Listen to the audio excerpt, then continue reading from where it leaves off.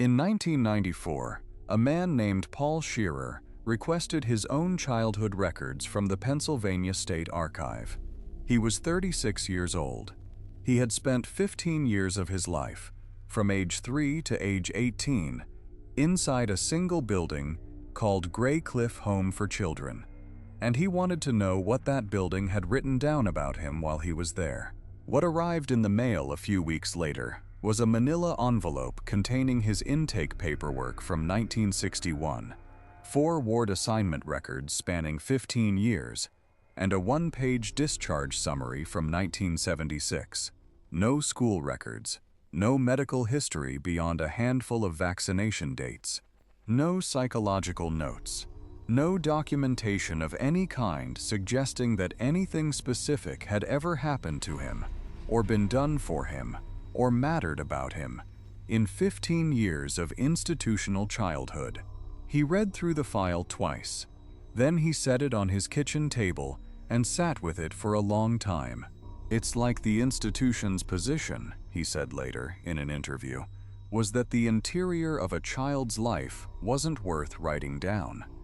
Paul Shearer was one of over 2,000 children who passed through Gray Cliff Home for Children across its nearly century-long operation.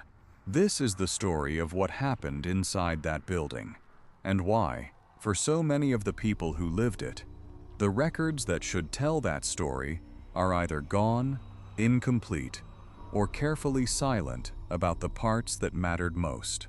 Before we go further, if you're the kind of person who believes that children deserve to have their stories told, even the ones that are difficult to sit with, stick around, because what happened at Gray Cliff didn't end when the last child walked out in 1979. There are grown adults today, in their 60s and 70s, who grew up inside those walls and who are still, all these decades later, looking for records of their own childhoods that the institution never bothered to keep carefully enough for anyone to find. Drop a comment and tell me if you've ever heard of a place like this near where you grew up. Our story begins in 1886, in a period when the problem of child poverty and orphanhood in industrial America had reached a scale that, by the standards of a country still less than 30 years removed from the end of the Civil War, felt genuinely overwhelming. The children filling institutions like Gray Cliff were not, for the most part, the children of parents who had died, though some were. They were more often the children of parents who were alive but unable, for reasons that ranged from genuine destitution to illness to the kind of social stigma that attached itself to unwed mothers and families who had simply fallen too far beneath the poverty line for the era's limited social welfare system to reach. To keep them, they came from mill towns and mining communities and immigrant neighborhoods in Pittsburgh and Philadelphia, carried to Gray Cliff by county welfare officials and church charity workers, and, in some cases, by parents who had been told, and genuinely believed, that a place like Gray Cliff could give their children something better than what they had to offer. The man who built Gray Cliff was a Presbyterian minister named Reverend Caleb Morrow, whose vision for the institution, expressed in a founding document that survives in the Pennsylvania State Archive, was genuinely idealistic in the way that a certain strain of 19th century evangelical social reform tended to be: ambitious, paternalistic, convinced that the right combination of religious instruction, agricultural labor, and moral education could transform even the most disadvantaged child into a productive, God-fearing adult. Morrow's founding document describes Gray Cliff as a Christian home in the truest sense, where every child shall know the warmth of God's family, even in the absence of their earthly one. Language that, reading it now against what the institution eventually became, carries a particular kind of weight. Morrow ran Gray Cliff for its first 17 years, and by most surviving accounts from that early period, the institution, while never lavishly funded, functioned with something at least resembling its founder's intentions. population was manageable. Staff were relatively consistent. Children received basic education in the institution's own school and worked the farm in what Morrow described, in his annual reports to the institution's board, as a genuine effort to provide structured, purposeful activity rather than simply cheap labor. Several alumni from this earliest period, interviewed decades later by researchers, described their time at Graycliff in terms that, while far from idyllic, suggested an institution that had not yet become what it would eventually become. The first real sign of what was coming appeared in 1903, the year Morrow retired and was replaced by a man named Administrator Gerald Voss, whose background was not in ministry or education, but in institutional management. He had previously run a county poorhouse in western Pennsylvania, an experience that, by every indication in his surviving correspondence and administrative records, had given him a fundamentally different orientation toward the people in his care than his predecessor had held. Where Morrow's reports to the board spoke of children as individuals with souls and futures, Voss's reports, from their very first year, speak of population numbers, cost per child ratios, and operational efficiency. It is a shift visible on the page, in the language itself, and it matters because language shapes practice, and practice shapes lives. Under Voss, who remained as administrator until 1931, Graycliff's population tripled. The institution's farm, which Morrow had operated as an educational program, became under Voss a significant commercial operation, generating revenue that the board was happy to see, but that required a level of child labor that, even by the standards of the early 20th century, would have been difficult to characterize as primarily educational. Surviving records from the Voss era document children as young as 7 assigned to daily farm shifts, lasting 4 to 6 hours before their school day began, with older children, 12 and above, assigned shifts comparable in length to adult farm labor. The board's annual reports from this period note, with evident satisfaction, that Graycliff's farm was largely self-sustaining and contributing meaningfully to the institution's overall financial position. What those reports do not note is what this level of labor cost the children doing it. A woman named Harriet Bloom, who entered Graycliff in 1911 at the age of 4 and left in 1924 at the age of 17, was interviewed in 1978 by a graduate researcher studying institutional childhoods of the early 20th century, and her account of the Voss era is one of the most detailed surviving first-hand descriptions of daily life at Graycliff during this period. Harriet was not, by her own account, someone who had experienced the worst of what Graycliff could offer. She was, she acknowledged, one of the children who had been given responsibilities that, while hard, also conferred a kind of status and relative safety within the institution's internal hierarchy. But even her account, filtered through that relative privilege, describes an institution whose relationship to the children in its care had shifted fundamentally from its founding vision. "We were never told we were loved," she said, in the 1978 interview. "I don't mean that sentimentally. I mean it practically. There was no language of that kind used toward us, no framework that positioned us as children who mattered in ourselves, rather than as a population to be managed and eventually produced as useful citizens. I understood from a very early age that Graycliff's interest in me was contingent on my being productive and compliant, and that children who were neither productive nor compliant had experiences I did not want to have." When the researcher asked what she meant by that last phrase, Harriet paused for a long moment before answering. What she described was a disciplinary system that, in the Voss era, operated largely outside any formal oversight or accountability. in which staff authority over children was near absolute, and in which punishment for behavioral infractions ranged from food restriction to isolation in what she described as the back rooms, a section of the building's basement. She explained that children were sent to for periods ranging from a few hours to, in cases she had witnessed or heard about from other children, several days, in conditions she characterized as not conditions you would keep an animal in, let alone a child. The back rooms are documented, obliquely, in exactly one surviving official record from the Graycliff Archive, a 1919 internal memo from Voss to his senior staff, reminding them that the use of isolation facilities should be recorded in the ward log for documentation purposes. The ward logs from this period, which should therefore contain a record of how frequently and for how long children were placed in isolation, do not survive in the Graycliff Archive.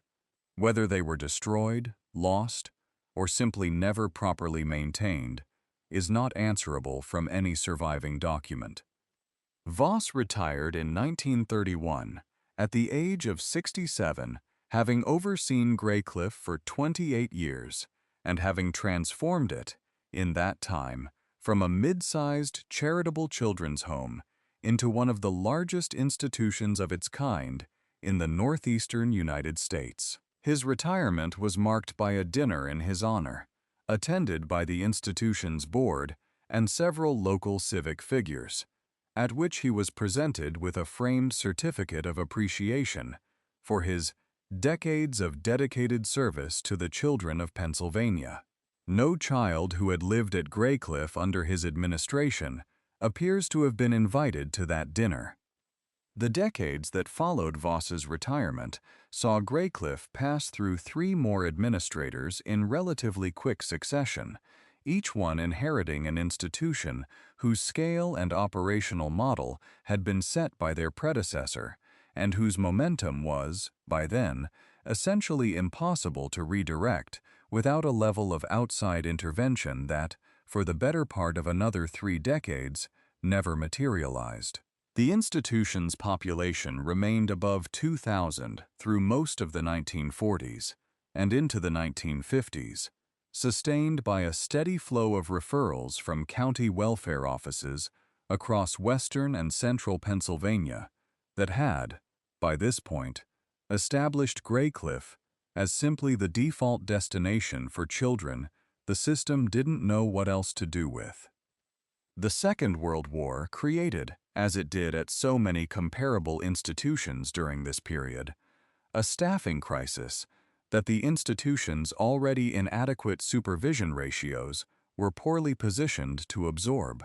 A staff member named Thomas Alcott, who worked as a junior administrator at Graycliff from 1943 to 1951, and who gave a lengthy interview to a journalist in 1985, described the wartime years as the period during which the institution's internal culture shifted most dramatically. The departure of a significant portion of the male staff to military service, combined with the increased pressure on institutional finances created by wartime material costs, produced conditions he described as a place that was operating on the assumption that children are more resilient than they are, and that you could ask more of them than you should, and that nobody outside the building was paying close enough attention to notice the difference. The Second World War created, as it did at so many comparable institutions during this period, a staffing crisis that the institution's already inadequate supervision ratios were poorly positioned to absorb. A staff member named Thomas Alcott, who worked as a junior administrator at Graycliff from 1943 to 1951, and who gave a lengthy interview to a journalist in 1985, described the wartime years as the period during which the institution's internal culture shifted most dramatically, the departure of a significant portion of the male staff to military service, combined with the increased pressure on institutional finances created by wartime material costs, produced conditions he described as a place that was operating on the assumption that children are more resilient than they are, and that you could ask more of them than you should, and that nobody outside the building was paying close enough attention to notice the difference. Alcott described, in the same interview, a specific incident from the winter of 1944 that he said had stayed with him for the rest of his life, not because it was the worst thing he witnessed during his time at Graycliff, but because it was the moment at which he fully understood what the institution had become. A boy of about 9 or 10, whose name Alcott either couldn't remember or chose not to give, had been caught stealing food from the kitchen.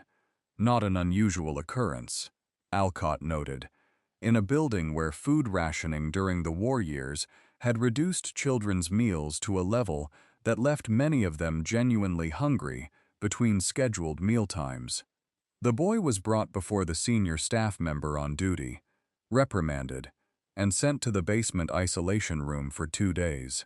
Alcott was the junior staff member who brought the boy his meals during those 2 days, and he described, in the 1985 interview, sitting outside the locked door on the second evening and hearing, through the door, the boy crying, not dramatically, not loudly, but with the particular quiet persistence of a child who has been crying long enough that he's stopped expecting anyone to come. I sat outside that door for about 10 minutes, Alcott said, and then I went back to whatever I was supposed to be doing, and I have thought about that 10 minutes, and what I did and didn't do in them, for the past 40 years. He paused in the interview recording before adding, he stole bread. He was 9 years old, he was hungry, and we put him in a basement for 2 days. Alcott left Graycliff in 1951 and spent the rest of his working life in an entirely different field, never returning to institutional care. He said, in the interview, that he had given it specifically because he felt he owed it to the children he had worked with to say, on the record, what he had seen, even though saying it required him to acknowledge his own failures alongside the institution's. I was not a cruel man, he said. I don't believe most of the people who worked at Graycliff during those years were cruel people, but I was a compliant one. And in a place like that, at a time like that, compliance and cruelty produce the same outcomes for the children on the receiving end of them. The first serious outside scrutiny of Graycliff's conditions came in 1955, when a social worker named Agnes Pryor, newly assigned to a county welfare department that regularly placed children at Graycliff, made an unannounced visit to the institution as part of what she later described as a routine check on the welfare of specific children she had placed there. What she found, by her own account given in testimony before a state legislative committee in 1957, prompted her to write a formal complaint to the State Department of Public Welfare the same week, a complaint that documented, based on her direct observation during that single visit, overcrowding severe enough that children were sharing beds in several dormitories, supervision ratios she described as dangerously inadequate for a population, including many children with significant trauma histories, and a physical environment, particularly in the older sections of the building, that she characterized as not meeting minimum standards for a residential facility housing children. Agnes Pryor's complaint triggered the first formal state investigation of Graycliff in the institution's 69-year history.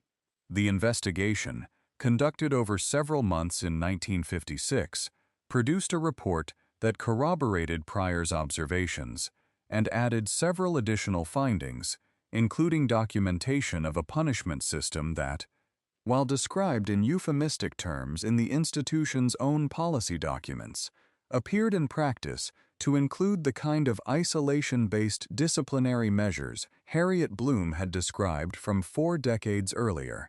suggesting that whatever had happened in Voss's back rooms had never actually stopped, but had simply become, over the decades, an unremarked part of how the institution operated.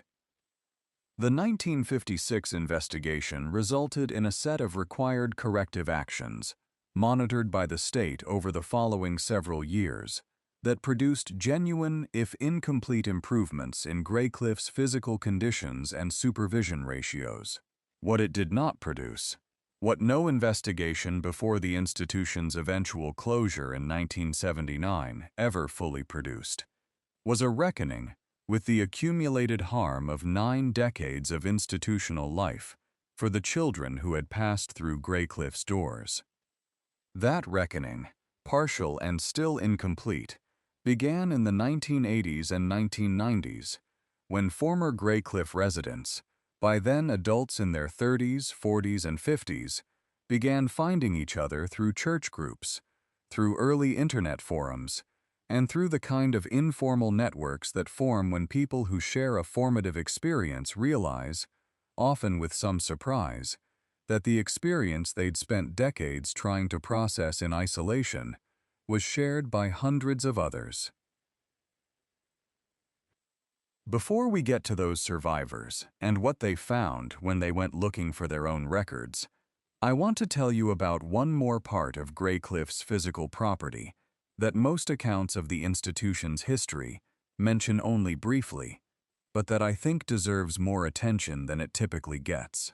Like Graycliffe's counterparts in the asylum world, institutions we've covered in previous videos on this channel, the orphanage maintained its own cemetery on the property, established in the institution's earliest years for children who died during their time at Graycliffe, and whose families either could not be located or did not claim their remains. The cemetery is small by the standards of comparable institutional burial grounds, a 1-acre plot on the property's eastern edge, screened from the main building by a row of old oak trees that were already mature when the cemetery was established in the 1890s. A partial burial ledger survives in the Pennsylvania State Archive, covering the period from the cemetery's establishment through approximately 1940, and documents 214 individual burials across that roughly 50-year span. The ledger's entries vary significantly in their completeness. Some entries include full names, ages, dates, and brief notations about cause of death, while others record only an age and a date, with the name listed as unknown or left entirely blank. That last category, children buried at Graycliffe under the designation unknown, numbers, in the surviving ledger, 47 entries across the period it covers. 47 children who died at Graycliffe between the 1890s and 1940, whose names were not recorded in the institution's own burial ledger, who were buried in a corner of a 1-acre cemetery behind a building on a Pennsylvania hillside, and whose identities, if they are recoverable at all, have not been recovered by any research effort to date. The ledger's coverage ends around 1940, and no comparable record for the institution's final 40 years of operation, 1940 through its 1979 closure, has been located in any archive. A 2003 survey of the cemetery's physical extent, conducted by a volunteer team organized through the Graycliffe Survivors Network, identified 308 probable individual grave sites within the cemetery's boundaries, against the 214 documented in the surviving partial ledger, leaving a gap of roughly 94 burials, covering all decades of the institution's operation, for which no written record has yet been found. The Survivors Network has been petitioning the current property owner and the State Historical Commission for permission to conduct a more thorough ground-penetrating survey of the full cemetery since 2008. As of the time of this recording, that permission has not been granted. A support organization called the Graycliffe Survivors Network, founded in 1994 by a former resident named Paul Shearer, who had entered the institution in 1961 at the age of 3 and left in 1976 at the age of 18, eventually grew to several hundred members and became the primary vehicle through which former residents sought access to their own records, a process that revealed, in case after case, the same pattern of incomplete, inconsistent, and in some cases apparently deliberately minimal record-keeping that had characterized Graycliffe's administrative practices across its entire history. Paul Shearer, in a 2001 interview given to a documentary filmmaker working on a project about institutional childhood in America, described the experience of requesting his own records from the Pennsylvania State Archive as the most clarifying moment of my adult life, and not in a good way. What he received, for a childhood spanning 15 years inside a single institution, was a file containing his intake paperwork, a small number of ward assignment records, and a brief discharge summary. There were no school records, no medical records beyond a handful of vaccination logs, no psychological assessments, no documentation of any kind that captured who he had been as a child, what he had experienced, what had been done to him or for him across 15 years of institutional care. I spent 15 years of my life in that building, he said, and what the records show is that I arrived, I was assigned to various wards, and I left. Everything in between, everything that actually happened, that's just gone, as far as the official record is concerned.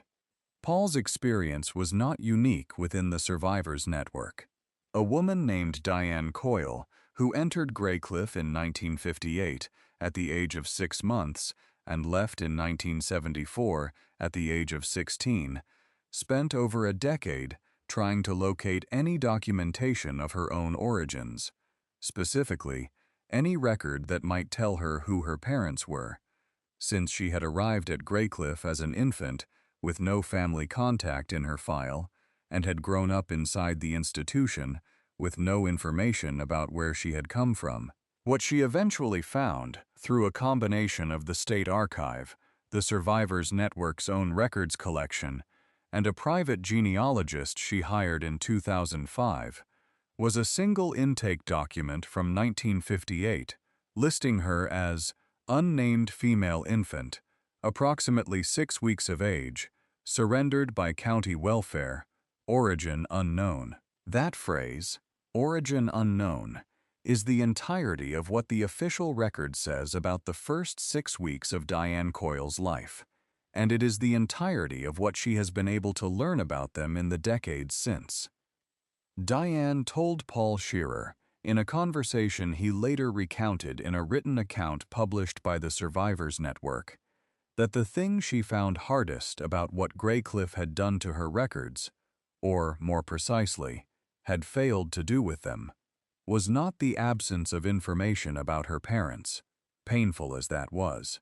It was the recognition that the institution had possessed the capacity to maintain more complete records and had simply chosen not to, because the children in its care were not, in the institutional view, the kind of people whose lives needed to be carefully documented. They kept meticulous records of the farm's crop yields, she said.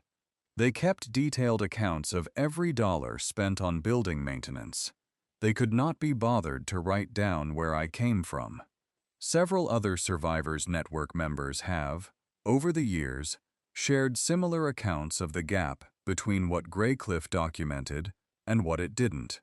A man named Richard Farlow, who was at Graycliffe from 1963 to 1977, found, when he requested his records in the late 1990s, that his file contained a detailed record of a disciplinary incident from 1969.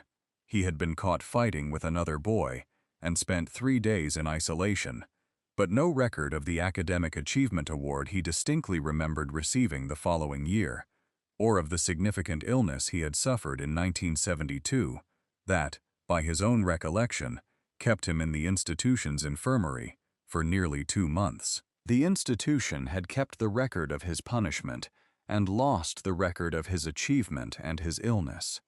Richard Farlow said, when he described this to Paul Shearer, that he did not think it was accidental.